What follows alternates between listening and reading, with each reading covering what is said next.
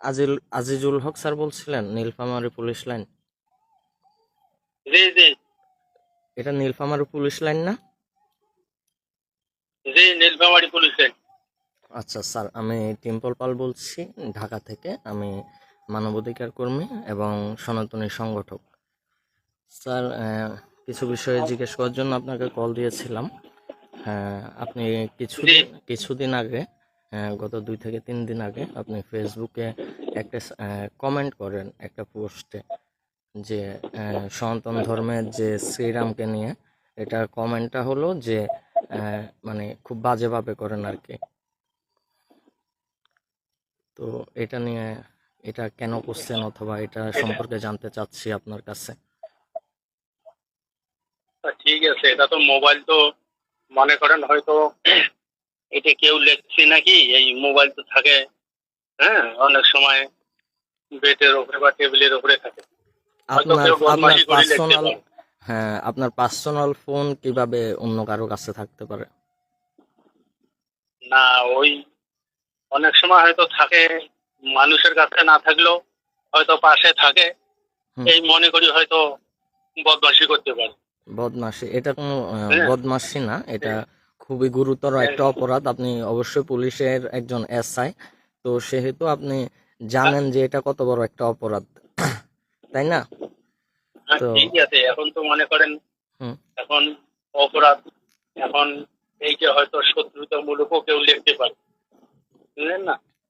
এখন এই বিষয়ে মনে করেন আমি তো আমরা আর আমরা বিষয়টা যতটুকু, জানি না। হ্যাঁ, আমরা যতটুকু যাচাই করছি, যাচাই করে দেখতে পাচ্ছি যে এটা আপনার ফেসবুক, মানে আপনার পার্সোনাল ফেসবুক অ্যাকাউন্ট থেকেই এটা লেখা হয়েছে। ঠিক। ঠিক আছে, আইডিটা তো মনে করেন আমারই। হুম।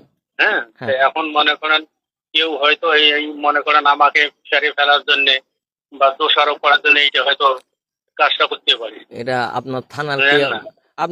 আপনি তাহলে এটার তদন্ত করেন, তদন্ত করে যে করছে তার ব্যবস্থা নেন, যেহেতু আপনার সাথে হয়েছে। হ্যাঁ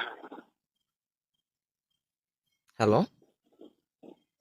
হ্যাঁ, শোনা যায় ভাই। হ্যাঁ, সেহেতু এখন আপনি ব্যবস্থা নেন যে এটা কি, কে করছে, অথবা আপনি এটা নিয়ে কোনো বিবৃতি প্রকাশ করেন নাই যে এটা আপনার ভুল ছিল অথবা কে কি করছে। এখন মনে করেন এইটা যে কেউ মনে তো স্বীকার করবে না, বুঝলেন না? মনে তা করার তো যাই হোক, এখানে মনে এখন করার মনে কিছু নাই। আপনি হ্যাঁ এটা নিয়ে তদন্ত করে, আপনি যেহেতু এখন থানায় যাই হোক, ছিলেন, থানায় তো অবশ্যই সিসিটিভি ফুটেজ আছে। আপনি টাইমটা ম্যাচ করে তা আপনি হোক, সিসিটিভি এইটা ফুটেজ মনে টান দেন। করেন এখন যদি কেউ এইটা মনে করেন করি থাকে, তো এইটা মনে করেন তাদের পক্ষ থাকি মনে করেন আপনি এইটা একটু ক্ষমা সুন্দর দৃষ্টিতে দেখেন, বুঝলেন? মানুষের তো ভুল হয়, আচ্ছা, ঠিক আছে, আমি বিষয়টা ফেসবুকে, আমি আপনার যে একটু দেখেন। বিষয়টা আমি ফেসবুকে আপলোড দিচ্ছি আপনার অনুমতিক্রমেই, আপনি যেহেতু বলছেন। আর আমি আশা রাখবো যে আপনি 3 দিনের মধ্যেই এই বিষয়টা ইনভেস্টিগেশন করে আমাকে একটু আপডেট দিবেন, ঠিক আছে, যে কে অথবা কারা হ্যাঁ, করছে। আচ্ছা আর না হলে এটা নিয়ে আচ্ছা আচ্ছা। আমরা এটা নিয়ে ব্যবস্থা গ্রহণ করতে বাধ্য হব।